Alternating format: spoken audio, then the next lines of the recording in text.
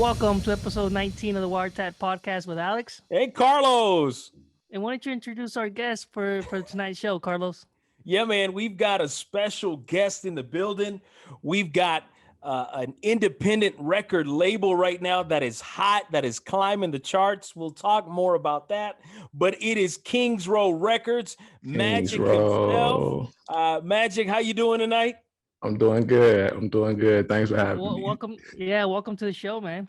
Happy to be here. We're glad you made it. We've seen so much happen here in the past week, Magic. I believe you just recently started climbing the charts. I believe you're at number 30, right? You're at 30. Yep, number 30 on the Urban 40 SoundCloud hip hop chart. So tell me how's that feel? Tell me, how do you feel about that? It's feeling good, man. Like I said, that's my best performing release to date. So that's probably my third official single after my debut EP. So, it's just been an upward trajectory the whole way. So I'm feeling real good. Yeah. Tell us about this single that's climbing the charts, Handle My Biz. Handle My Biz. So it's a banger. That's the first and foremost thing that I got to mention about it. It was executive produced by yours truly. There he is. He's here. There you go. You go. That's you. Executive produced. By the way, let me jump on this. Let me just say thank you for giving me that opportunity. The first time we were just talking about this earlier. The first time I heard that beat, I right off the bat I said, we got gold. Because honestly, it is just fantastic. And you and I know, and Alex knows, that the beat is it's just as good as the lyrics have got to be, right? It is what makes that sound. It is what makes that song come together. So tell us about the inspiration you pulled from it. Definitely the inspiration behind the track was just vibing with friends. So it was one of those tracks where the first time I heard it, I'm in the studio with other people. So it was easy. Everybody's on good vibes. So you just lay the hook down though. That's all I laid down. So do you start with the hook and then you transition to what you want to say in the story? How's your process of how do you know? No rhyme or reason, man, because on top of me running my record label, I work full time and I got a family. So I literally just don't stop working. It's times where if I'm on the bus commuting to work, I'll just text myself lyrics. If I don't have no beats, then I'm just writing rhymes and I'm just texting myself all day lyrics. And then later when there's some beats, I'll try to find some beats, or other times I got beats, but no lyrics. So I'm just listening to these beats all day, trying to think of lyrics. And like I said, there's no rhyme or reason, but I will say that every song kind of has a feeling, and what you don't want to do is miss out on that feeling. So when you have a feeling and you're creating music and it's flowing, don't stop. Just keep going. That's kind of what I live by. I had a chance to listen to it before our show, and man, the beat definitely it's something that you could just bang on it by itself. I mean, it's a nice beat. It's bumping. The lyrics on it, I think you killed it. I was telling you earlier that I really love the beginning part as far as it goes like super hard, even though the back end as well. And I was telling you about, I believe that you can use it for memes and stuff because it really goes to today's culture where you're taking lyrics of a song and then they're blowing up songs that people are not used to hearing, even old songs. But man, I really love what you did with the song. I think it was it definitely can go higher for sure. I appreciate that, y'all. You got to give some credit to your boy Don Carlos over here too, because he threw in a bar. He threw in some bars. It's a bar or two in there that he threw in there. So he's a guy with multi-talent. Multi-talented. You hear that, ladies and gentlemen? That's why I surround myself with him. Magic. You know what it is? It's the city of Atlanta. That's what I credit it to. It's the city of Atlanta. That's what it is.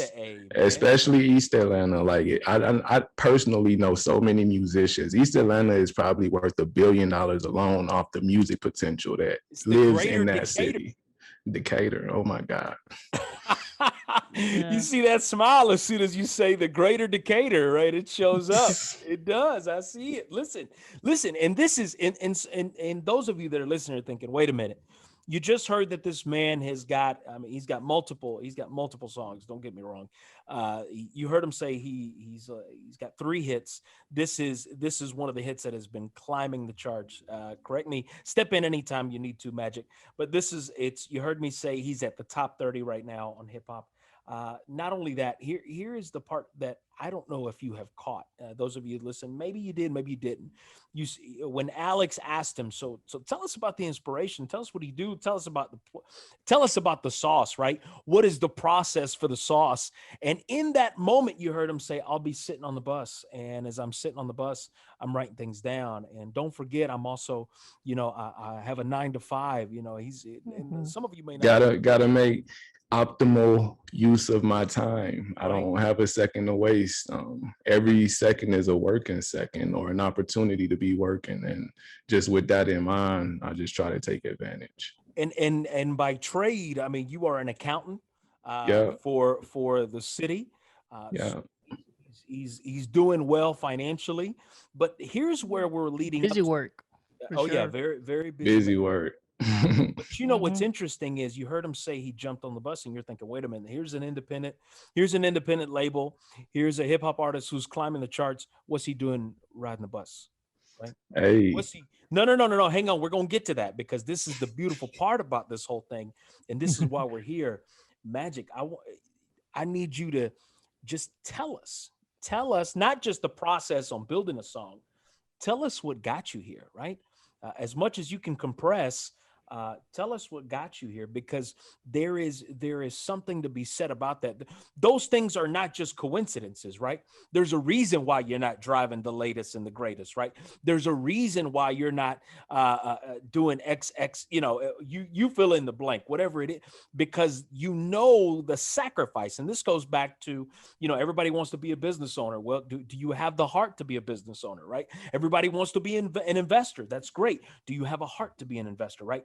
Is your Oh, the stomach. perseverance there, right? The stomach, can you really digest what's about to happen? Because everyone wants to live in that Instagram moment, if we can call it that, but some of them may not have what it takes to live it in real life. So Magic, tell us about what got you here. How did you get to this point? Because I know you just told us you're from the East Atlanta, from the greater Decatur.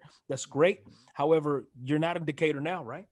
no, no, I'm in Denver right now. And I would say this kind of all started in 2020, man, because um, what it was specifically, what prompted all this and set everything in motion was just a feeling of failure.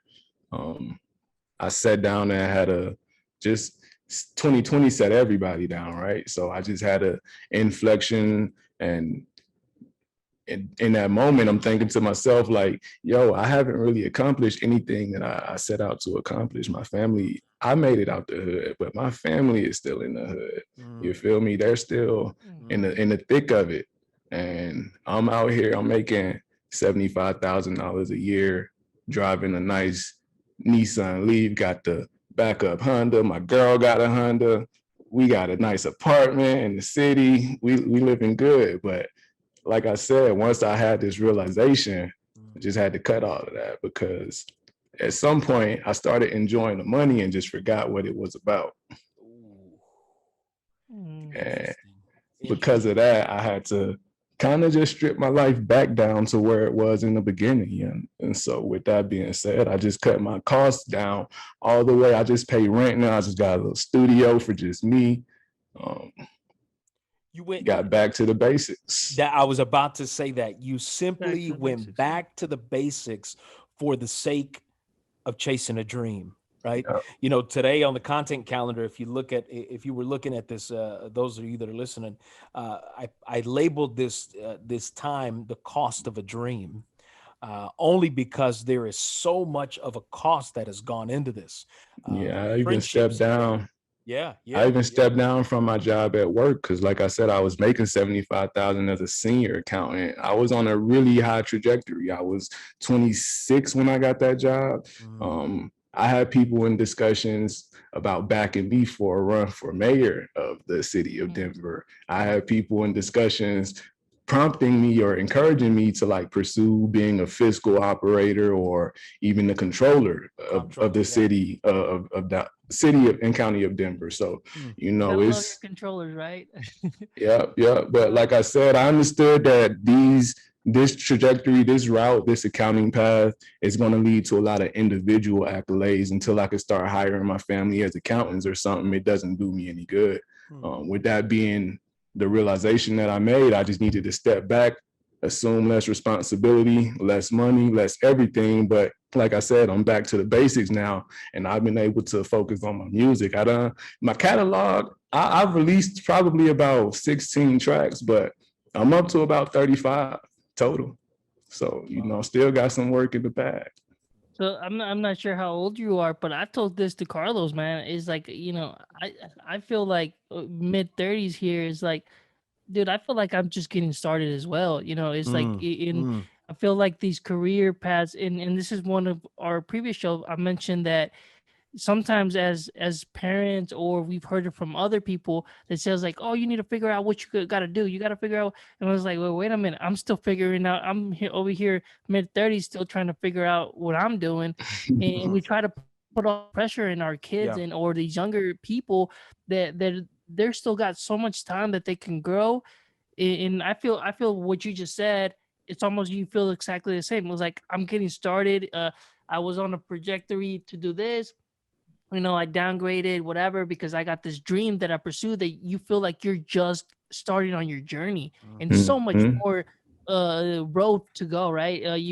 Who knows where all this would lead. Hopefully you make it big, and that's what you're doing it. And if not, that's your dream, that's what you're pursuing. And I feel like we have a little similarity there, because I also feel, and I'm sure Carlos almost feels like, even though he's I'm not done. accomplished so much, Yeah, man. I'm yeah, not we're done. just getting started. We've 30's accomplished the new something. 20. Yeah, but you just flip the page and you're trying to write the new chapter of your life. No, and here's the thing, guys. You need to remember this, and this is for all of us, right? Include myself and those of us that are listening, right? You look at what big, massive CEOs of Walmart. Man didn't hit it till he was 44, right? Yeah, he didn't hit it till he was 44. The Colonel, the famous KFC Colonel, didn't hit it until he was 49, right? So you're not you. It's good that you start now. Here's where you don't need to be, right? You don't need to be 50, 60 years old, 70 years old saying woulda, coulda, shoulda, right? What if I could have done this? What if I did? And these are those moments, Magic, that you have actually, you've owned them. It's impressive. I'm not going to lie to you. It's impressive how you have said to yourself, in order for me to achieve this, I've got to do this. And it takes a lot of heart and a lot of stomach. Just going back to what you were saying. Absolutely. And that's the thing. One day you'll look back and realize, man, it was all worth it, right? So there is a cost to a dream, as long as you realize that there is a cost to a dream. And that process that honestly, you've put it back and start, right? You've reset, put it back and start, and look at now, here we are a year later, right? Because you dropped everything, you put it off to the side. I'll get to it when I get to it, right? 8 months, about 8 months. Look at that. Not even 365 days. And here you are with a top 30, right? Top 30 on SoundCloud, top 40 urban hip hop. Come on. Top 30 in 8 months. Come on, we going up. That's what we doing. And as an independent label, now some of our listeners may not know what's the difference between an independent label and the others. Tell us why you wanted to do this. I know there's a lot of components. There's some shady stuff in the industry when it comes to ownership and what that looks like and how contracts are broken down. And, you talk about royalties, you talk about X, Y, and Z. So tell us why you decided to go down this route versus trying to put this in a corporate label's hands, right? Yeah. And I totally, that's a really good question. And that's something that, I'm still figuring out every day, to be honest. But at the same token, what I did know when I started out was that I'm going to need a certain amount of control, because that's the only way I'm going to be able to grow at a pace that I can control. that was important to me. I didn't want to get into this and just have somebody just putting me in different places, you understand? So it's like, it's for me, that was important, the control piece. So that's why I wanted to have my own label versus just be an artist. I always tell people, you hear me say Kings Row just as much as you hear me say my stage name, which is Magic. So it's one and the same at this point. And the reason why is going to be beneficial to me in the long run is just because of that ownership piece, man. We're in the age where people need to be thinking about ownership. The value of the dollar is declining like crazy, you feel me? So your money is going to burn just as fast as you made it. You need to own something so that you can keep making it. That's right. No, absolutely. Let your money And work you for know, you. it Mhm. just, and I think I already said this story once, but it's almost like that Disney guy who made, I think, the voice of Simba. Back in the days, they were gonna give him a huge payout, and they were like, "Oh, that's a lot of money, $2 Yeah, million it was $1 dollars, million, blah blah blah." I believe. Yeah. No, it was two. It was $2 million, 2 million, and 2 then million. after the excitement, word, they're like, "No, wait a minute, let's do a basic royalties," and they opted to just receive $100,000 check, and then everything was royalties, and he's still benefiting from today as we speak now. He's getting a paycheck, and it's outgrew tremendously those $2 million. If he would have took it up front, he would have been at a loss. So Yeah. it's the ownership of you, of yourself, like you said, that'll probably pay way more dividends in the future. Yeah. And This is the traditional story of risk over reward, right? Honestly, definitely, that's exactly definitely, what this is. definitely risk over reward. And you know, the other thing that's important about the ownership piece is just the fact that, again, I started out thinking about other people. So I wasn't just thinking about myself. Yeah. So it's the best way for me to help everybody that I want to help my community, to help my family, to help my friends, is for me to be in a position of ownership as opposed to just an employee. I would say that that comes from an upbringing that you had, Magic. Is that fair to Mhm. say? Totally fair to say. Specifically because that's just what my mom put in me. I will say at first I kind of struggled with that and owning a business because you growing up in Atlanta, you everybody's a boss. So you struggle to find your place. But just with me being out in Denver, being out in the world, just my whole journey. So I started out in Nashville, Tennessee. I was out there by myself, no family, no friends. I knew people, but no family, no friends. Ended up going to Savannah State University. That's where I got my bachelor's degree in accounting. Again, I had one uncle, one cousin. Aside from that, I was by myself because they was worrying about other stuff. They wasn't worrying about school. I'm focusing on school.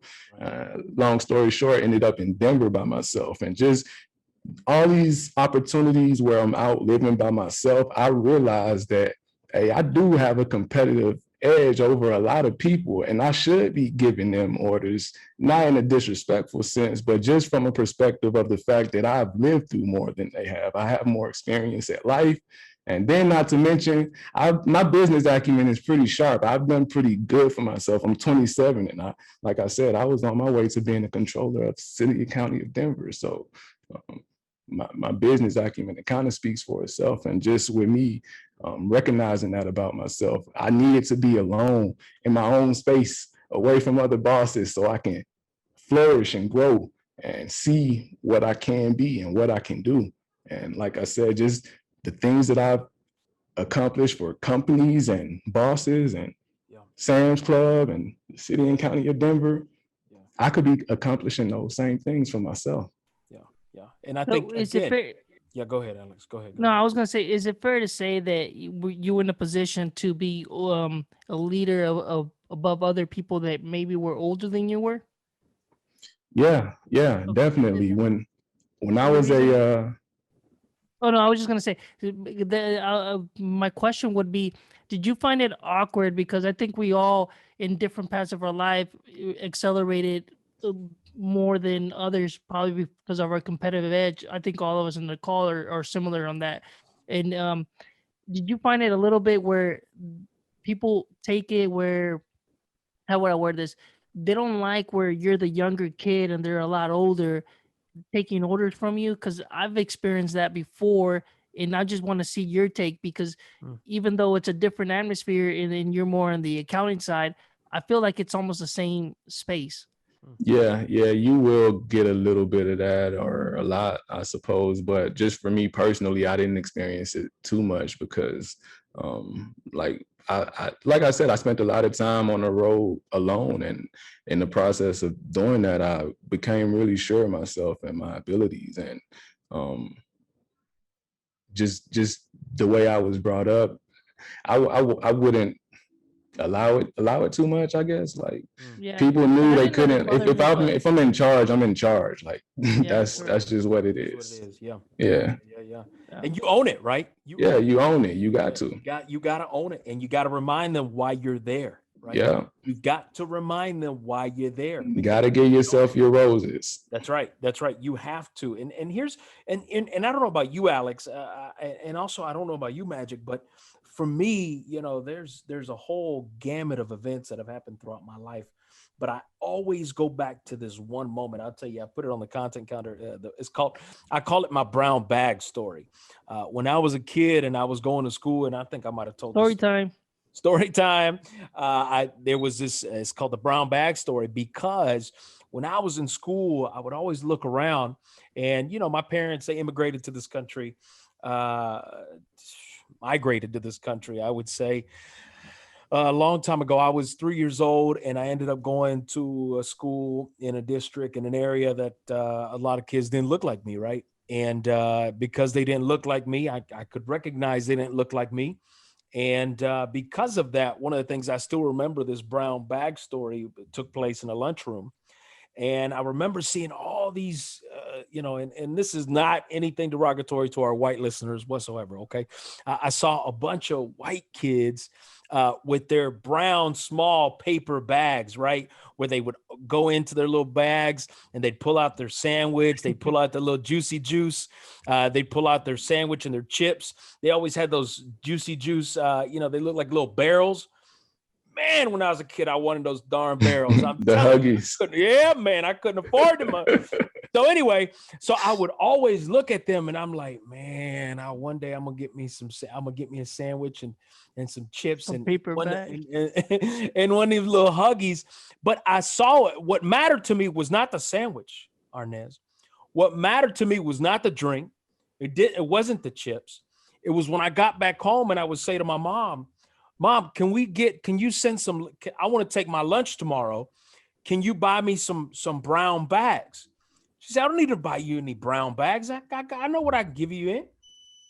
She went to the underneath the where you wash your hands, right? And the sink. I mean, I'm losing my words here. She'd go underneath the sink and she pulled out, back in the day, there was these The grocery Walmart bag or stores. something. She pulled out a plastic bag, right? A plastic bag. She said, you could take this or you could take this. And what this was a brown paper bag that she got from the grocery store, but not the little grocery bag, not the little brown bag, the big brown bag. Back in the day, right? The big back in the day brown grocery. She said, you just put your Oh lunch in man. there. And I remember saying, Mom, you don't get it. You don't get it. And she said, and to this day, I'll remind her of that story. And she's like, I don't remember that. Yes, you do. You remember. But let me tell you why I remember that. It's because I realized in that moment that we were so poor, right? That we couldn't afford those brown bags. And you fast forward 30 something years later in my life, right? The reason I do what I do, the reason the hustle lives inside me, whether it's an educational hustle or whether it's a street hustle, right? The reason Mhm. the hustle is alive and breathing and there's life in there is because I go back to that brown bag and I remind myself, I'm going to get that. I'm going to get those bags. I'm going to make sure I keep those bags and I'll make sure that I can hand those bags down as I continue to live my life, right? Yeah. So there is always something that we're reaching for, right? Because there are these moments, these pivotal moments in our lives, as silly as this brown bag story that took place in the lunchroom exists and took place in my life. There is something in your life, right? That you reflect back that you said, that's why my hustle is so strong. That's Yeah. why I continue to do what I do, right? And for Yeah. me, it was that brown bag. Alex, I don't know about you.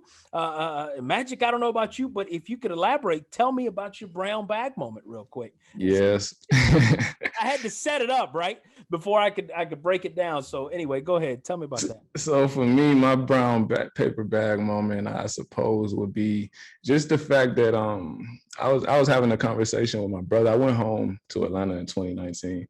I was having a conversation with one of my little brothers.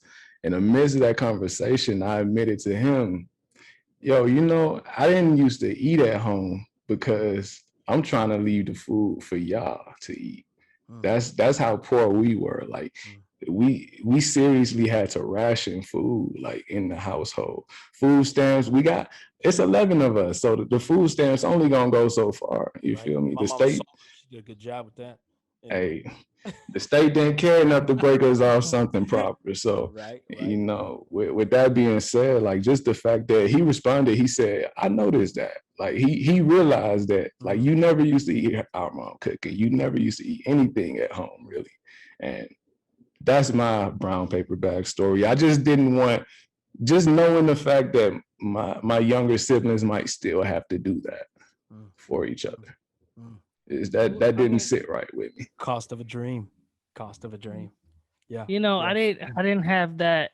Not that it's anything bad, but I didn't have that type of upbringing. Right? We weren't in a situation where we had to ration food or anything like that. We're actually, from my dad's side, even though he stepped out of the picture, what I take it from my mom's side was she was a very hard worker. Even after my dad basically ended up leaving us, it's she was still a hard worker. Dude, she holded two jobs. She never pried us from anything. We used to go everywhere. She used to take us all kinds of places. And we used to travel, go to Mexico, go to all these other places. Well, she used to take care of her money. She know how to save. So what I took it is the life lessons of work hard, take care of yourself. And I take that in, and even though she's not with us anymore, rest in peace, mom, right? But it's it's one of those lessons that they take you in to. For me, what it means is being honest and being a hard worker and just worried about yourself. She wasn't, and also she helped a lot of people, man. Yeah. If people didn't have money, she would lend money out. She would do this. She was almost like her own little banker. And sometimes people wouldn't even pay her back, and she wasn't worried about it. She's like, hey, it is what it is, and she would just move on. I mean, to this day, there's people that still didn't pay back debts, right? But it is what it is, and we let the story goes. And I take that for what it means to me is the life lessons that she showed me, and I think that's the hustle that I take is trying to better myself and put in my position that, like, almost like you said, help my immediate family or put my family into a better position, like moving forward, and what I leave to for my kids. No matter Mhm. what it is, if the hustle lives, there's always a brown bag story. I'm telling you, there's always Yeah. a brown bag But you story. know what? I do share the Yeah, black the little brown paper bags because I thought they were cool too. Because man, when I was in man. Cali living in the schools, and I would see like other kids, and I was like, why don't we have the paper bag? And I made my mom go one time and buy the paper bags and put the sandwich because I wanted to fit in. But and we only did it once the paper bags. I was like, Yeah, okay, yeah, I yeah, lived that yeah, yeah, experience. yeah. But Nah, I thought never it was did. funny. That's why I laughed a little bit when you said about because I was like, I Hate them remember that kids. too. I remember that too. It happens. But and listen, I'm not trying to get too deep into this, but switching gears a little bit, just slightly. Now I want to stay on this topic for a minute, but Magic, tell me. I know you're in Denver. I know you're from the greater Decatur. I know you're all about the A. I'm all about the A. You know me. I've lived there for a good bit. Now, here's a Mhm. piece. Here's my question. Here's my piece of breaking it off. Tell me about what the hip hop scene is like in Denver, because Denver, from what I understand, when I say, look, even the way I say Denver, right? Denver. When I think of Denver, Denver. I don't hear hip hop, right?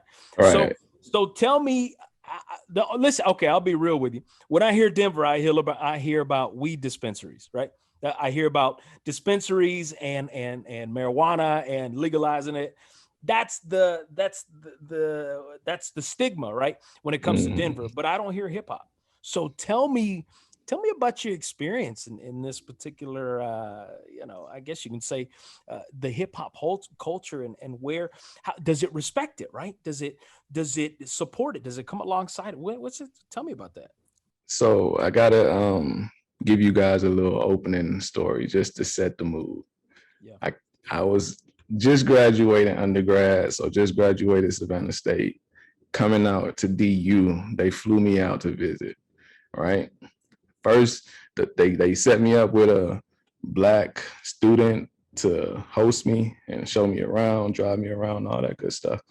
And the very first thing she told me, basically off the plane to the car, very first thing, watch yourself and watch who you talk to, because I know you're from the South, but racism here is a little bit more covert. So it don't look the same. Mm, They'll take it out on you at work. You won't mm, have a job, wow. right? Wow. Mhm. So Wow. with that being the background, Wow. there isn't much of a hip hop scene here because there aren't many black people here. Okay. Um, What would you say the demographic is?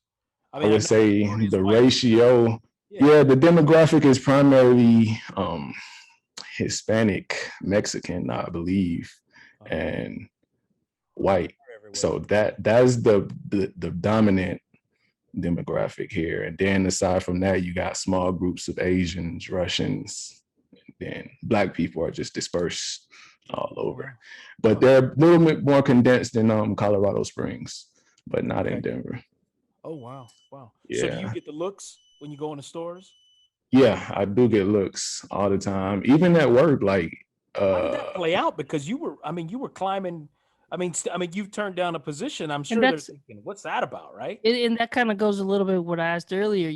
An African American man, and basically at a high level, directing other people and being a leader. Some people don't take that too well. all the more reason why you gotta own it. That's right. That's Exactly. right. Yeah. No, I Yeah. agree with you. Because they'll run you out the position. But to answer the question, is it? I get looks at work like and I know what it is. You understand? Like I've experienced it my whole life. I went to a predominantly white elementary school. The principal suspended me every chance she got. On average, I was suspended about 2 months out of every school year.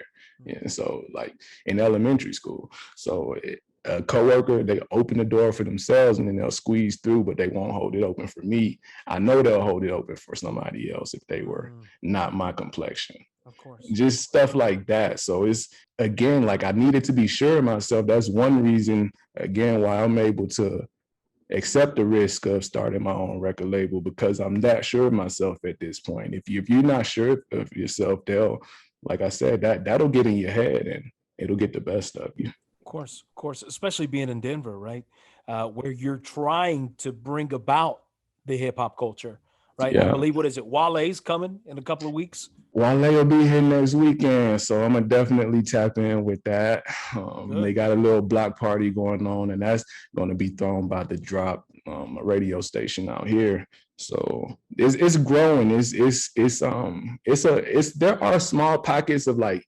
established hip hop personnel Yeah. who are Yeah. all pushing it and trying to collectively build out the infrastructure. Mm. But right now, like there aren't many clubs that cater to hip hop. Like you might go out and listen to some live music. I go out to listen to live music, scope out venues and whatnot. It might Yeah. be a guy playing Irish music, singing about his Irish pride or something like that, and What? Irish pubs and yeah, like Wow. it's definitely not hip hop out here, and it's Oh not wow. quite country. It's different. You might go out downtown, they have street performers and whatnot, and Okay. you'll have a crowd of people around the guy blowing some kind of little weird flute or just playing the guitar, not really singing, but just playing. Yeah, and so it's like So I was gonna ask. So is there a particular reason why Denver keeps you there? Is I it was gonna say, because yeah, of you? good move. Yeah, yeah, yeah. Because if the scene for hip hop is not there, is it like going to, I don't know, like say California or somewhere else, or Atlanta, coming right? back to Atlanta Yeah, where the hip yeah. hop industry is a little bit more, is more out there, is there's definitely more people vibing to it. is there a difference, or you feel that Have you ever thought about that? You know? Yeah, I've given it some thought for sure, but the reason why I won't and why I haven't yet is because I look at it as a land of opportunity for a lot of different reasons. The marijuana itself is going to cause a lot of people to gravitate here. Um, Preferably, the Black population will continue to grow like it's been growing pretty good, at a pretty good pace over the past 10 years is what I've kind of tracked it back to. Just 10 years of pretty solid growth. And like I said, with that being the situation, like I know people are coming, I know people are here, but even beyond that point, like you got to understand, hip hop is pop culture now. It's not just hip hop anymore. It's pop culture now. And with that being the situation and the landscape, I have potentially everything at my disposal. I can get a buzz anywhere at this point. And with that being said, I don't really feel the need to leave Denver, Colorado. I appreciate it. I always tell my mom, like it's a good feeling not to have to worry about a job, even if you transition in jobs. Since I've been in Denver, Colorado, like I have not had to worry about employment. Growing up in Atlanta, man, I must have applied to everywhere in Atlanta. Like as a teenager, I couldn't get a job. As a college student, I couldn't get like summer work, like nothing. Like dang. So just the fact that the employment here is steady, and that alone speaks volumes. Like I said, I come from nothing, so like that was new for me. Certainly being a catalyst, Magic, in Denver, breaking into a new scene, right? Presenting the scene, building upon a scene, whatever it is. I certainly I salute you. I support you. We certainly have your back on this as much as possible from our circle of influence. I know Alex wanted you to for sure drop that handle, and tell us where people can find you. I know you've got some big things coming up, even greater things in this top 30 charts that are in the works right now in the pipeline. Yeah. But drop that handle and tell us where people can find you. They can definitely find me at Wahlah, WAHLLAH.magic on Instagram, or they can find me at Magic, MAJIC, from Kings Row on SoundCloud. Also, if you want to go to kingsrowpresents.com, you can find all my music there for free. So go stream it, go run it up. And your new song is what's Handle My Biz, HMB for short. Yeah. Shout out to Don Cantu for executive producing that. So switching topics now. I appreciate you dropping that and talking about another phenomenon it's part of the definitely Hispanic culture, and I've seen a lot of people from other cultures gravitating in that. We're talking about Bad Bunny. Bad Bunny's been a phenomenon in the Hispanic, like I said, but also everyone even seems to in the Anglo-white Saxon culture, man. They don't know what he's saying, but they're and buying. They're crazy about him. Yeah, they are. They'll buy up the Crocs. You know what I mean? He vibe is great. Yeah, he connects. I mean, Magic, have you heard of Bad Bunny? Have you listened to Bad Bunny? Yeah, I have heard of him. I've listened to him. He hasn't made anything with any of the artists that I follow though. So, once he kind of tap in with some urban trap artists, some black trap artists, that's when I'll probably get excited about his music. Until then, though, I definitely recognize the genius behind it and just the marketing and the persona, and just he plays into it, like for sure. He definitely sells himself. What's he doing on the WWE anyway? Like really? Hold on, talking about selling. I don't know if you guys got wind of the article, but his concert tickets are so hard to get. There's people that are waiting 10 hours just to try to get in these virtual lines. Tickets are being sold tremendously fast, and the ticket prices escalated so high that it's crazy, man.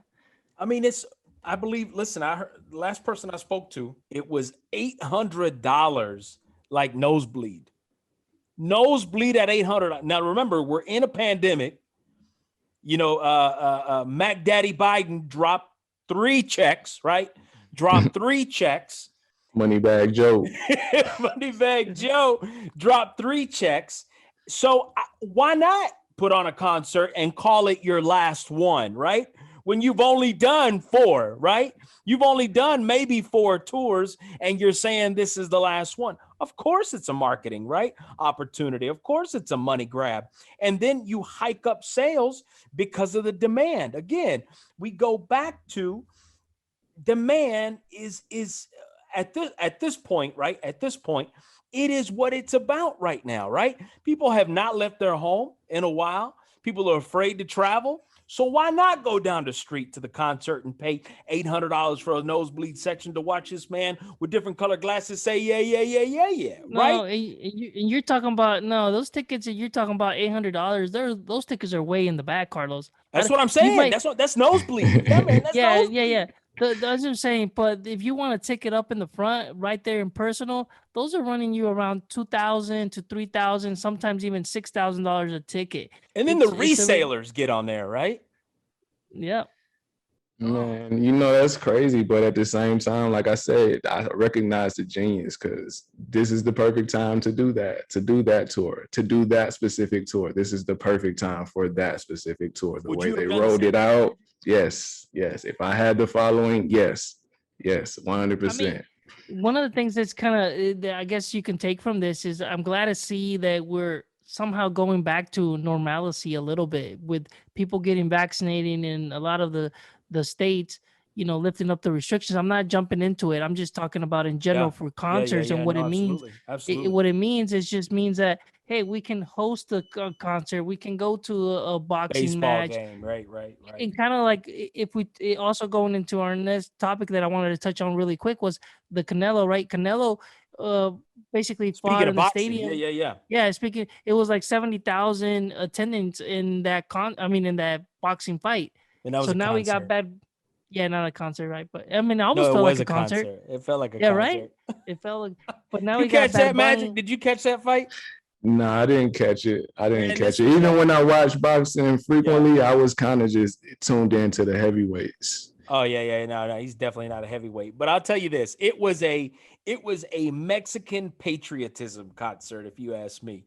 You know what I mean? Would you agree, Alex? Sure. I mean, it was a show. It was a Canelo show. That's typically how Canelo fights turn out, though, because like I said, it's a big Mexican population out here in Denver. So those events are kind of end like a Cinco de Mayo day would.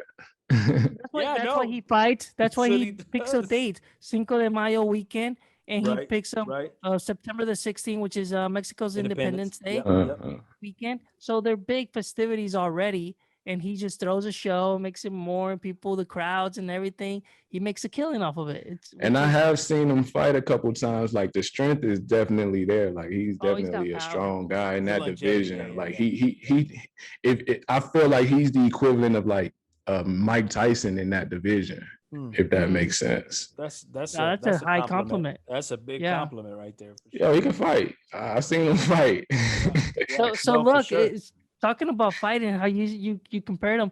I was just talking about De La Hoya released a couple things, basically saying that this guy had no flat foot, and I'm gonna try to pull it up really quick. But basically, he said De La Hoya was talking junk the whole time this man is fighting at home. Yeah. So he's like, please, being this a guy hater. doesn't, he doesn't even have the hook. He doesn't have heels. He's flat-footed. He's blah blah blah. And all his boys are like, yeah, you're right. You only did it. And then was like, hey, if I had a talk, you effing traitor. And then he was like, do me a favor, go F yourself. Like I think De La Hoya is just mad because he's not getting no bags. No opportunity to make money. But the reason he was dismissed is because De La Hoya got greedy, right? He got greedy. Oh, he wasn't fulfilling the promises he threw out as well, right? I mean, he deserves it at the end of the day, right? Anybody deserves. If you are only looking out for your best interest and you are not the star of the show, guess what? You need a reality check, sir. Let's just be honest, right? Mm-hmm. So whoever you decide, Magic, to as you continue to grow, whoever manages, whoever oversees, remember, if they don't have your best interest at heart, you don't need them, right? Yep. Even with me and my employees, I'll be honest, if they don't have the mission at hand, I don't want nothing to do with you, right? Hmm. My vendors, the people I surround myself with, if you are my vendor, right? If you are on my payroll, if you don't get this, you don't get none of it, right? And that's the problem that took place with De La Hoya. It was all about him. Why? Because one, he had retired. He was no longer in the spotlight, right? He was signing young acts, took advantage of the young acts. The young acts said, wait a minute, this is not the way this works, right? And when they said that, they said, we're done. Why? Because that man wanted to remain in the spotlight, wanted to get paid to be in the spotlight, and dim everyone else's light, right? Alex, would you agree? No, dude, and what you're just talking about, I think his major problem is he wanted to be the spotlight. And when you have Canelo, this superstar going, already on the come up, and you could have hold him because he was on the come up. But as soon as he broke that barrier, and he's the man, he couldn't live with that. It's like, I want to be the star. I want to be Oscar de la Hoya, the golden boy, blah, blah, blah. Right? This guy is outshining you, and he couldn't let that go, which a good leader would have been like, let me step aside. Let me push you, and let's make this money together. Right? That's what Hmm. a strong leader would have done. And he messed up. Got to get back to the basics. Teamwork makes the dream work. It's that simple sometimes, you know. That's right. No, and here's what I'm excited about. I'm excited about I'm excited about, I don't know about you guys. I'm excited about this Mayweather and Jake Paul fight. You know what I mean? You got 6'5" against 5'5", right? That's what scares me, the size difference. Like, don't get me wrong, Floyd is Floyd. He's 50 Yeah. and 0, but that's a huge size difference to overcome. And what if Jake Paul had been training all his life and we don't even know it? And we don't know about it. Yeah. So that's a It's big gamble for some money, but it's Money Mayweather. So hey, I let him take them chances. I'm gonna keep rapping. I mean, it only takes a nice power shot to the side of the temple or something Just that one. Yeah. and we all know Mayweather is one of the best boxer Power hitters. defenders Yeah, that yeah, are yeah. out there. He Yeah. he does his little thing where it looks like the shots just slide off his shoulder there, and you can't even hit him sometimes. And that's one of the things that Canelo was saying. If I fought him today, it could be a different story, even if I fought him in his prime. But that's that's past, long gone. But I think Way. what this fight does though, it shows promoters that you got this YouTuber, if you got the following, and you got Mayweather, which also has the following, you can basically dictate the terms. You Independence. promote, yeah, dude. That's Like right. you going back That's to your right. thing where you were saying the ownership of yourself, that they can promote and do whatever they want. Yeah, because Jake I Paul always knows that. think, like Jay-Z said, I'm a businessman. Like, it's Yeah. that simple. If you're gonna be in the spotlight, you gotta look at yourself as a business because you are a brand. Understand your worth. We talked about this a couple of weeks ago. Understand your worth, understand your value. Always remember that if you sit at a table, right? If you sit at a table, remember why you sit at the table, right? Don't Mhm. allow any culture, any race, anything that is said that keeps you away from the table to be shy, to shy away from sitting down. I used to, man. I used to shy away from sitting down because I would think to myself, I don't need to be here. I haven't earned this. No, yes, I did earn it. I don't care what that circle of influence looks like. I earned it and I'm going to take my seat, right? So that was incredibly important in my life. And this is, again, this is the important piece of all of this, is you cannot forget your worth, right? You cannot forget your value. And again, we go back to these boxers. Every single one of those guys understands their value. We talked about last week about what this kid was 18 and 0. What was that kid? We just talked about it. Oh, that 18 he and was like 0, 20. Ryan Garcia. Yeah, Ryan Garcia. Ryan, what are you doing at the park trying to fight a man who looks like he was about to put a whooping on you, right? Like, come, right, what are you doing, Ryan? What are you It's doing? you gotta let it. Step up for cat. Basically, he let that go to his head, man. He That's what happened did. right there. He But here, did. Carlos, you Yeah. just triggered something. So Yeah, man. back in the days, years ago, I was in a meeting, and we had the big basically GC that controlled this whole complex that we were doing, and I was part of the leadership of the team that I was doing. And this is way before when I was getting my foot in the door, just growing on the industry. Is Yeah. He was like, he asked a question to me directly, and then I answered back, and I guess he couldn't hear. I was just a young kid, also like 18, 19 years old, already like being the leader of other people. And he's like, you got to speak up, son. You're in the big boys league now. And I was like, that triggered me, and that changed my whole philosophy moving forward. So I just wanted to, because you just triggered that, and I was like, oh, that was something that hit me right there. Um, Yeah, and, man. and it's true. Sometimes we think we're not up to the level, and something triggers us that we have to break through those barriers, just like they were breaking through their barriers. I was just having this talk with one of my artists today. Oh yeah. Yeah, because you gotta own it. You gotta You do, own it. man. Speak up. You do, and You at the table. You there for a reason. that's right. That's right. And you Mhm. got to remember that. And so many of us forget about that because we think, oh, we're just here. We have this role that we play at work. And you may think to yourself, well, what's my worth in this company? Well, remind the company what you're worth, right? Think about what you bring to the table. We talked about the other day, how do you create growth in the company that you're in, right? You may be the lowest guy on the totem pole. You may be the janitor right now at your company, right? But what if you just solved the problem that all these guys, all these, executives have not even figured out yet, and you're sitting at the bottom? Make it known. Speak up, son, right? Speak up, son. Again, I've said this, closed mouths don't get fed, right? And you gotta remember that. You gotta speak up. So, speaking of having a voice, we've been talking about the past couple of weeks on how to choose a stock, how to buy a stock, what the stock market looks like nowadays. But before we get into that, have you, Magic, have you, out of, because I know you listen to us and we appreciate that. We also appreciate Yep, you thank you. sharing our channel and everything that we do, whether it's on For Spotify, sure. whether it's on YouTube, whether it's on Apple Music, whatever it is that you have been using, because I've seen it. Before we get into this, is there anything you've pulled away from this show in your experience? Like, what makes you keep coming back? What makes you say, "Oh, I got to listen to these guys today"? Yeah, I definitely got to come back just because it's kind of like if you're with business in general, like it's a lot of philosophy involved with business, right? And it's too much for any one person to remember it all. And with that being said, it's nice to have, I guess, other stakeholders in just business who can impart wisdom. With that being said, the biggest takeaway that I've gotten from you guys is that there is no there is no one right way. There are a lot of right ways. That's right. And That's your right. job is just to figure out one of the right ways and stick to it. Stay consistent. Right. Right. Ride the wave. Ride the course. Ride the wave, ride the course. As long as you do that, doing that, you'll be all right. Ain't Bro, nothing to worry about. what a great thing to Mhm. say as we talk about stocks, right?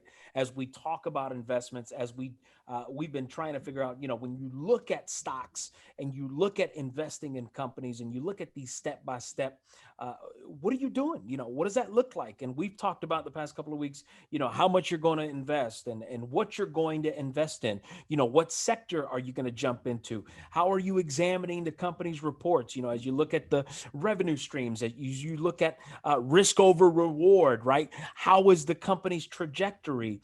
Reviewing the financials. Magic, you know about this when you look at the balance sheets, right? How healthy Mhm. are they? When you look at the P&Ls for the month, are they carrying anything over? Are they actually profitable? Gross is great, but earned revenue is what we're looking at, right? So Mhm. what are you taking home? So looking at those price to earnings and the return on equity, Alex, I know the other day, EBITDA. what was that? The EBITDA. Oh my gosh, yes.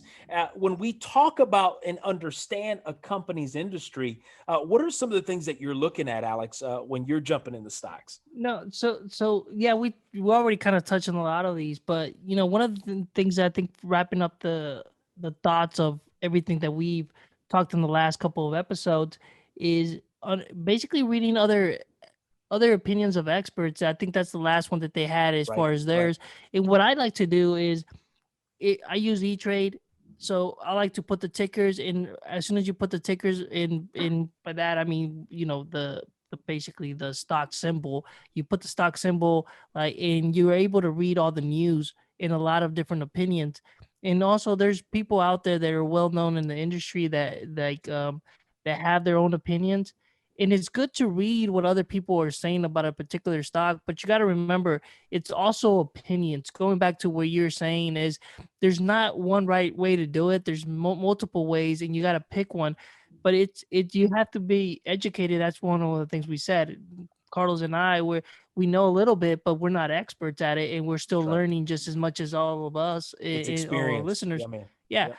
Yep. So what I look at other people and see what they say, and sometimes I'm more of a little bit of not a gambler, but it's like there is some stocks, like for example, AMC.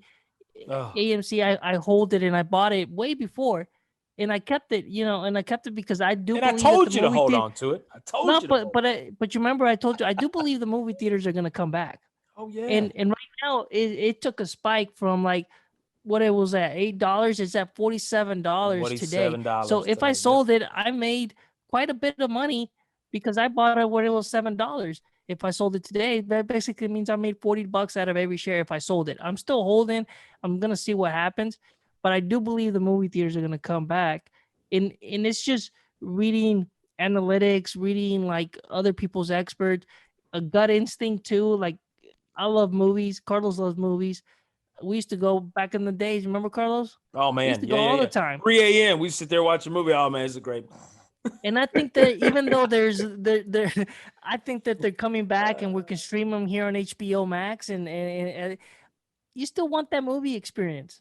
You So I always, believe yeah, they yeah, come yeah. back. Of course, of course, of How course. you feel about the cost of that experience though? Because I kid y'all not, before the theaters closed, I took just me and my 4-year-old daughter to go see a movie, and it cost $50, snacks and all. Like that's expensive. It is It's pricey. expensive. It's Yeah, pricey. it's definitely When you super strap, expensive. that's when you put on that book bag and you put the snacks in the back. Yeah, I think that price is gonna come down though when that industry starts to boom again. I Absolutely. think it has to because they have to look at do we want people to come into the theaters or they're gonna stay home and watch it on their television? What's the What do value we want? proposition, right? What's the value that they bring to the So table? either movie theater companies like Disney and Pixar or whoever, all these companies, they either give the to the movie theaters at a lower cost so they can reduce their price and get people to get that experience, or people just gonna wait, dude, and get it at home. Yeah, no, absolutely, absolutely. I It's mean, you're absolutely again right. That's like super expensive. ridiculously expensive. I mean, Yeah, 50 bucks for two of you guys. I mean, you might as well get you a nice dinner, right? Might as might well as go out and have a well nice dinner. Yeah, no, I take mean, my absolutely. 4-year-old to Cheesecake Factory. or you can just buy the movie for $20, right? And you have it Uh-huh. there forever. It's Uh-huh. like it's one of those Uh-huh. things. Is like they gotta look at that and know. But I think there was not much left, Carlos, to that. I think it was just basically what you need to gather experiences from other people, read the news, and go ahead. I'm gonna say this, and you gotta tune in next week, guys. I found an app. Check this out. Yeah, I hope those of you that are, if you've been on the fence about investing, if you've been trying to figure out, how do I jump in this as far as do I want to jump into this? I found an app doing some research that will allow you to invest fake money. Okay. It will keep Oh yeah. track. It will keep track of how much you invest in a specific sector. It will allow you to keep track of what fund you're jumping into.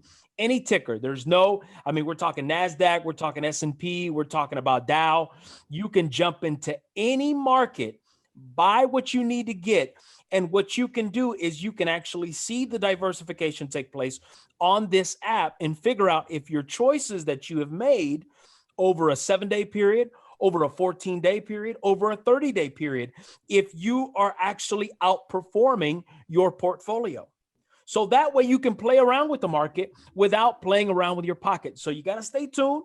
I'll bring it next week. I'll share it next week. That way, this will actually give you a better insight as to how well you do with stocks. In Carlos, if I may add, I'm sorry. Were you gonna say something, Magic? I was just gonna ask, y'all don't use Yahoo Finance? That was kind of my go-to, No, just I because do. they have the news and everything right there in No, one, the for app. sure. I use Yahoo because that's a good one. But Yeah, Carlos, to your point about the app, I have a coworker that actually has their kids are around like I want to say 9, 10 years old. yeah. Um, and they actually gave the app to their kids and is like here and did Dang, that, and they're letting them play with the market it's because good. Yeah, it's not real money, but they're getting that experience. So whenever they get to a position, they understand the market a little bit better or be able to make decisions later down the road. that's what So I'm that's gonna. an excellent app for That's what that I'm gonna do with purpose. my kids one day. I'm telling you, that's the I way to do it. started out with the penny stocks. Oh, there you go. Yeah. Mm. That's a nice alternative though. Like I'm saying that to say I wish I had fake money to play with. Yeah, no, no, no. Of course. See, this is why these and look, at the end of the day, those platforms, they know why they're putting their content out there, right? They know why they're going to bring you in because they've got ads. They've got an opportunity where you can actually, you can get your own portfolio while you're there, right? So they know what they're doing, but this is a fantastic practice opportunity. Again, you can do everything we've talked about and some and be able to say, all right, you know what? I'm going to jump into this. Here's what I'm going to buy. And you can see, and you can sell it on there. Look, you can buy it and sell it. I believe you can even do calls and puts on there. Well, So I was just gonna ask that options too. Dang, yeah. You got, listen, this app is great. So you got to tune in next week. That includes you, Magic. sure. Spread the love for sure. But I think this is a good opportunity for those that are wanting to invest. Even those of you that are investing. Listen, I did it the other day just to see because I've been on the fence on some of these. Uh, I'm gonna say it. I've been on the fence on Coinbase, Mhm. and I'm not gonna get into it. I'm choosing not to get into it It's a perfect time to intentionally. buy. It's Yeah, yeah. yeah, yeah, yeah. You You know, gotta. my thing with investing though, and you guys kind of touched on this last week, and I gotta admit too, I've actually since I embarked on my journey, I'm investing in myself 100%. So I actually pulled all my investments except for my pension fund. Mm, Still got that intact. I'll be vested soon, so it's not good. gonna touch that. Good. Everything Good. else I'm investing it in me, but long story short, I just want to say I don't like the amount of volatility in the market these days because Mhm. I feel like it literally gives individual players too much control over the market. And that in itself is a conflict of interest for me because I don't know these people enough to allow them to be in control of my money. Once you put it into the market, they're in control of your money at that point. Mhm. This is what the and this is something me and Alex talked about this, I believe, offline. This is what the market is struggling with right now, with all of this drama that took place with Dogecoin, and you've got these guys over at that platform that I'm going to not say their name. You've got all of this volatility. That's because they are. I'll say it this way: the market is losing trader trust, Mhm. But this and is what. and they know it and they're recognizing it, right?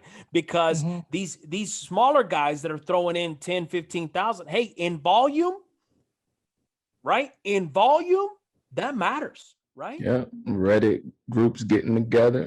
And that's the Mhm. thing, is that at one point you say, wait a minute, how sustainable is this model, and can I even trust this model anymore, right?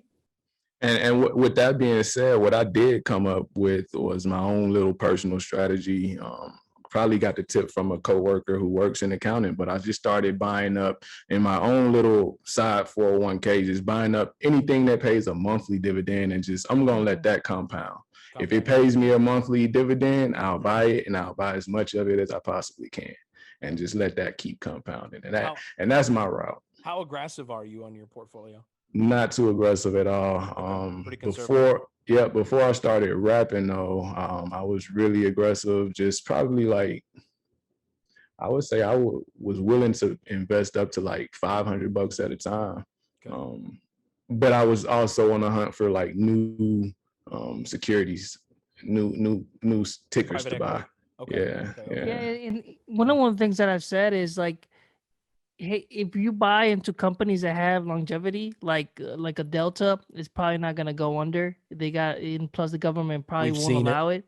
Yeah, more we than once. Johnson and Johnson, those big companies that even if the market is moving Too big to and there fail. is, Yep. yeah, it's too big to fail. And basically you got dividends, just like you're saying. Those companies, even if the stock goes up, it's gonna rebound. It's those companies that I think you want to invest in the long term, just like you're saying, and not these other ones. Yeah, if you have that extra means and funds to do it, it's good to try to see what happens. But if you got to stick to the strategy in the long term, you know. And then one of Absolutely. the things I want to say is, guys, go take a look at Carnival Cruise and also Norwegians, because they're already talking about the in quarter 3 they're gonna be putting some ships out there for Norwegians, and that's coming back. So if you're looking at their stock, maybe right now it's a good time to buy. Of course, don't take my advice, No, right? Do no, no, your no. Take research. that advice. Take that. No, Let me tell you this right now. Let me say this. The way to vacation is on cruises, guys. The way to vacation is a cruise. Why? Because you can do five, right? 3 to 5 stops on one trip, all on different aspects of different islands, right? And you Mm. get back on this boat, unlimited food, unlimited breakfast, unlimited lunch, unlimited dinner, shows, casino, nightlife. Listen, cruising is the way to go. I believe in the cruising industry. I believe it not only because they're registered and their taxes are a little wonky, and they could pay out their investors a whole lot more. Listen, as what Alex is saying, I affirm it. I've always affirmed it. We had this mm, conversation months and months ago during the pandemic, and I said, grab it, grab it, grab it. And me and Alex decided that we were going to grab it, and we jumped on it. And let me tell you, be patient, because this is the way people are going to vacation, and they're continuing to vacation this way. So no, for anyway, sure. Alex, I'm sorry I had to jump in and say that, No, man, I because was just I gonna think you're say, on if to it. you, Yeah, man, you're I on it. mean, I think they need to do their own I'll research, stamp but it. yeah, but nah, I think that it's a good buy. I mean, I for sure, I believe that in 2 3 years, it'll be back to normal before you know it. If you don't make money on it, call me. I'll pay you for it. That's a That's bold how much statement. I believe. That's a bold statement.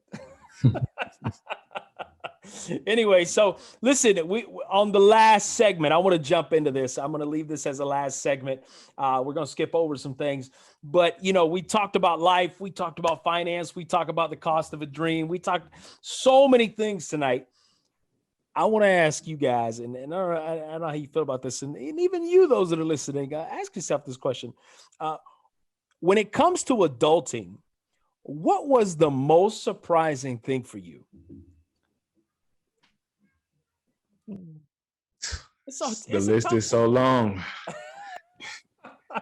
Like what jumps out to you right now? Man, you know what? That's it. That's it. Makes us think, doesn't it? I love it.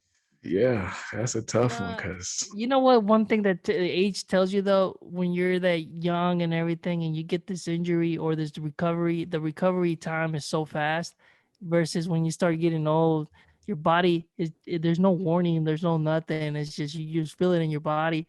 Mm. That's a good moment. I mean, there's plenty of other examples, but as a body, as myself, that have been super active, sometimes it's like, oh, maybe I should have had done that, because you think you're still able to do it, but your body's like, no, no, no, sir, you need to hold on. You can't run no more. I think for me, it might have been just just the realization of how much you start thinking like your parents Mm. because you're an adult now. And a lot of the things Mm. that pissed you off as a child, it makes sense to you now. Now, right? Yeah, and it kind of makes you want to go back and apologize to your parents almost like that. I would say that's probably the worst feeling that I've had as an adult. Like just because you realize you were wrong about so much and they were right about so much at the same time. Mm. Mm. Yeah, but Mm. it's a cycle if you think about it. Our Mm-hmm. parents were in that same situation when they were a teen and being rebels and not listening. And to your point, it is true. You think about it, it's like, man, I should have listened. And the way I approached that with my brother was like, well, let me tell him, and then at least he can't say that nobody told him. That's right. That's right. That's right. Just say it. Yeah. Just Hmm. spit it out. Piss them off Hmm. right in the start. Yeah, I mean, it happens. Yeah, man. No, no, no. I think if anything for me, uh, I just I don't know.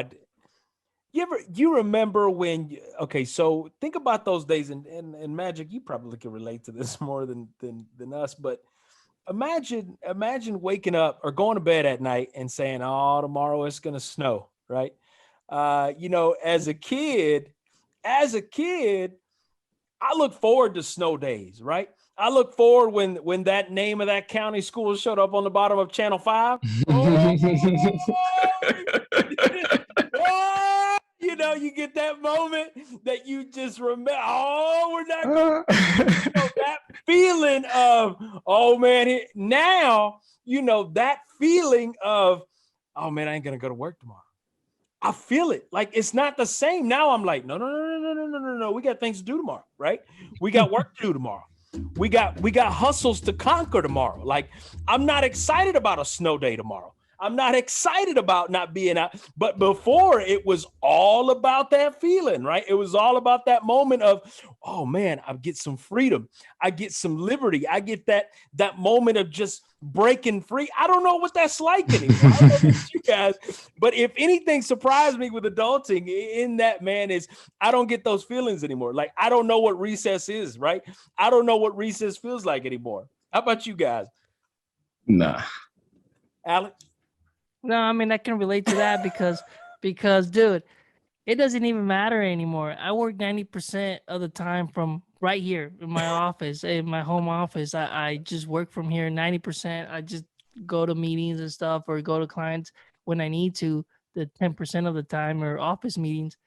And I have an office at my actual work, but i- I'm not never there. So if we have a snow day, it don't really even matter because I'm Nope. just traveling downstairs and I gotta work. There's no Oh man. there's no off for me. But you're Right? right. It's even if there is an off, it's like, man, I got so much stuff. I got this, I got that, I got timelines. Yes, You don't yes. have a moment of peace. Deadlines, So meetings. Yeah. even if you're sitting down on the couch or something, it's like nah, you gotta work. It's like even on the weekends, it feels like you gotta work. Right? Mine Yeah. don't Crazy. stop moving. It's Nah, it's man. it's a very interesting dynamic. Look, I'm not, some would say, so for me it's surprising I got to pay bills. No, no, that's not surprising. I knew I had to pay bills, right? Uh, One of the things that I do think about, I mean, we've been working since we were like 16, 16 15. years old, So man. Yeah, man. No, no, it's like no. work has never stopped. No, it hasn't. But one of the things that I think about now is I think about when I'm older, like when I go to the local Piggly Wiggly, if we want to call it that. If I go to the local Piggly Wiggly and I see a 65, 70-year-old man or lady, bagging groceries, I'm like, I can't do that. Like that cannot be me. I need to be enjoying the rest of my life, right? Because this is my third season into this thing called life. I need to take at least that time to enjoy it. I don't know how much, how old I'll allow myself to get. I'll still wear Yeezys at 65 years old, I think. But I think about those things because they're real, right? They matter. But that moment, man, of not going to work the next, I don't feel that. Like I don't get that excitement as I did as a kid when there was a snow day. You know what I mean? I just don't. And that's why I was saying, Magic, you probably understand this more than all of us because you know what a snow day is in Denver, aren't Yeah, yeah, we get them a lot out here, man. We just had snow literally 2 months ago in April. That we had our last snow day in April, and that's so But you new to guys still me. go to work, or people just stay home, or there's no you Well, put the chains and you go, or what? yeah, so we don't shut down for snow days. Like you? it'll be more, We shut down for ice.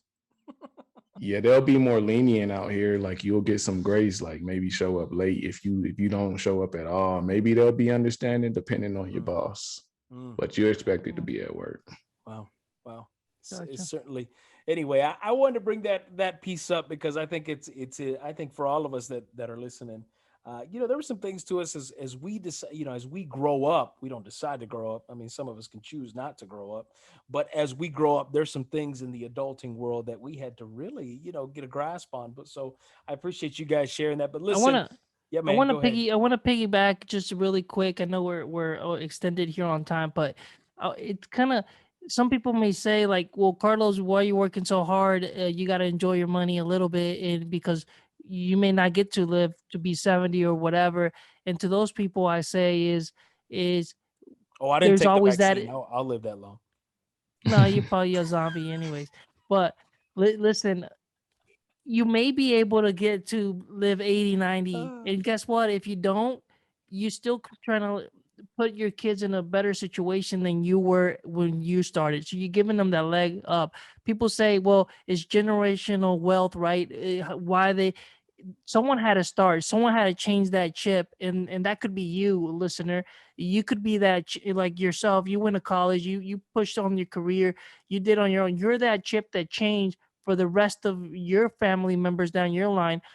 So it's the same situation that all of us find ourselves. We work hard, and if we don't get to enjoy it at a later time, your kids, you're putting them in a better situation, that you're changing that chip, and now you're slowly growing that wealth that they'll eventually get a couple generations down the road to have money. But if nobody ever changed that, if we don't change it ourselves and put ourselves in a situation, things ain't never going to change for yourself or Mm, your family members or your kids. mm, mm. And I just wanted to piggyback off of that because I think I hear that all the time. Well, you work too much. You don't really. It's like, yeah, I enjoy myself and I buy what I want to, but I'm also got a different goal. Mhm. You also say my family is not from this country. So I got to build generational wealth for my next generation, right? I don't get inheritances that way, right? I don't just get to inherit land because my great great grandfather inherited in this country, right? Those things you got to work for, and I think Mhm. I'm not going to get into the oppression, into the privilege. I'm not going to get into that. That is not the show, right? That is not the show today. No, we got But a power to change it ourselves. It's hard exactly, work. It's not exactly. easy. You deal with a lot of situations, but it's on us. Each one of us in the call here and who are listening, it's on us to change that. It's on us to push ourselves. That's all I gotta say on that. Well, listen, we want to say thank you to Magic. We want to say, I mean, this has been an honor for us as the wiretap, as we call it, El Wiretap. Since there's a whole bunch of wiretaps out there, we wanted to separate ourselves and call it El Wiretap. We The want to say thank you. official. Yeah. We want to say thank you for sure. Thank you for sharing your time. I Yeah, know it's late. I know it's a little earlier for you than it is for us right now. But we really do appreciate your time. We appreciate your insight. We also appreciate your support. Just know you got fans right here sitting in on this call. We're gonna be Thank you. behind you. We're gonna Thank be you. pushing it. We'll be right yeah. here. We'll tell Carlos. Carlos will put the link, your SoundCloud, in our description when the show goes live on Tuesday. We'll put Absolutely. it in there, and that way people could check out your channel if they haven't already. Thank you. And we'll go from there. Absolutely. Well, as you know, Magic, as our listeners know, we always like to end the show with a quote, whether it's a positive quote on life, whatever the case may be. Today's quote comes from Martha Curtin. Martha says, "Time you enjoy wasting is not wasted time." I'll say it again: time you enjoy wasting is not wasting time. Believe in yourself. My name's Carlos. This is Alex and Magic. Magic. All right. Uh, we Peace. appreciate it. See you guys. Peace. Peace.